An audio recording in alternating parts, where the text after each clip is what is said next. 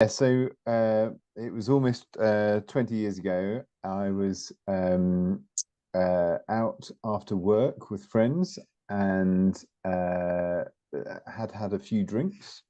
Was trying to find my way home and trying to get a taxi in London just a couple of weeks before Christmas on a Friday night, which was notoriously difficult.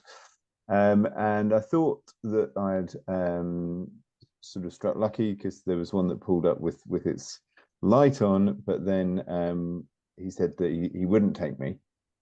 Um, I have no recollection of the evening and the incident.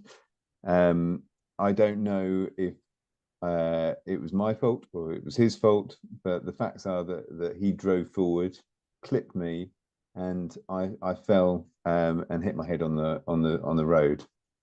Um, the a passerby called the police, and they were very quickly on the scene, and they called an ambulance, and I was taken to hospital, but I wasn't given much sympathy. My concussion was uh, showing very much the same symptoms that you would get from alcohol, from drunkenness, and so that was definitely the diagnosis that the paramedics seemed to make. I didn't get scanned or tested in any way at hospital. I was basically just left to my own devices and then told that I could leave, which I did. And then 24 hours later, I was at home and I started being sick. And one of my flatmates knew that that was a very bad sign and got me to back to a hospital where they did do a scan and they found that I had a blood clot the size of a ping pong ball in the back of my skull. Um, so I was immediately rushed into surgery, operated on.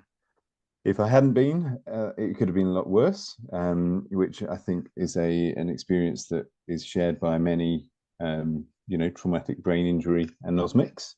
Um, but yeah, fortunately, it was treated.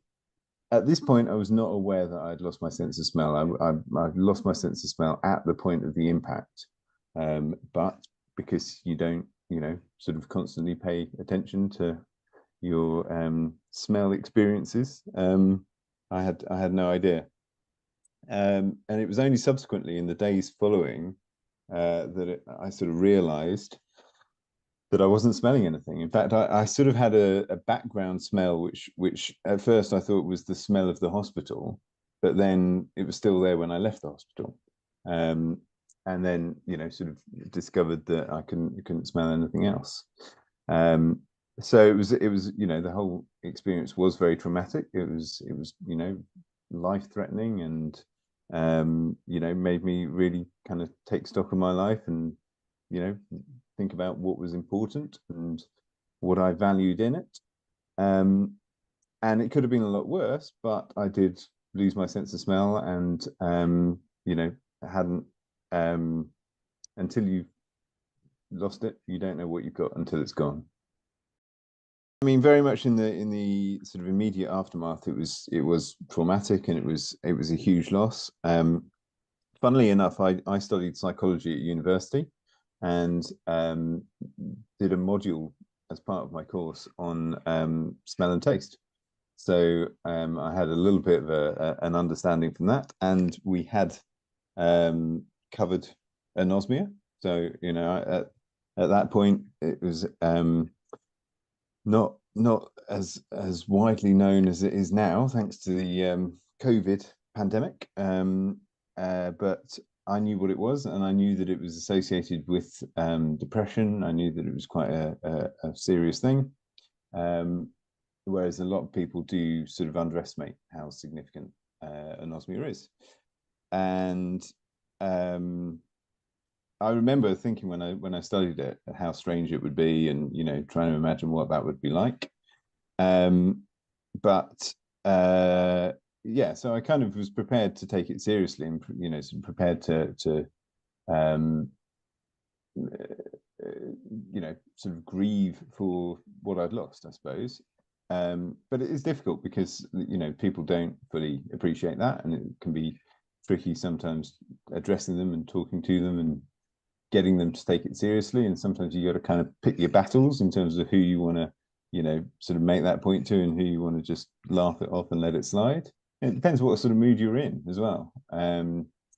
And I mean, one of the things that I did to help and to kind of cope with it was to you know, sort of throw myself into understanding it more and trying to sort of, you know, rationalize it, I suppose, in some ways, and, you know, sort of understand it intellectually, so to help me to deal with it emotionally. And at the time, the only real source of information, or the best source of information, was a Yahoo Groups mailing list of you know, various people who had, you know, had anosmia of all different types and so on.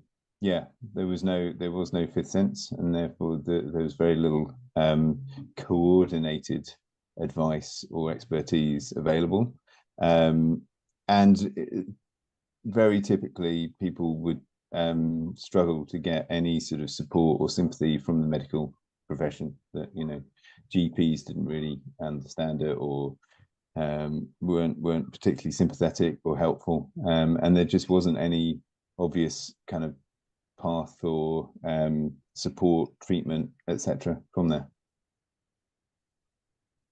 And you've talked to me before about how that impacted on things like relationships. You touched on enjoyment of food. Yeah, I mean, food is probably that's my normal kind of go-to to sort of make the point to people, I suppose, because it is, you know, the most obvious, the biggest kind of impact. You know, 90% of what you think of as taste is actually smell.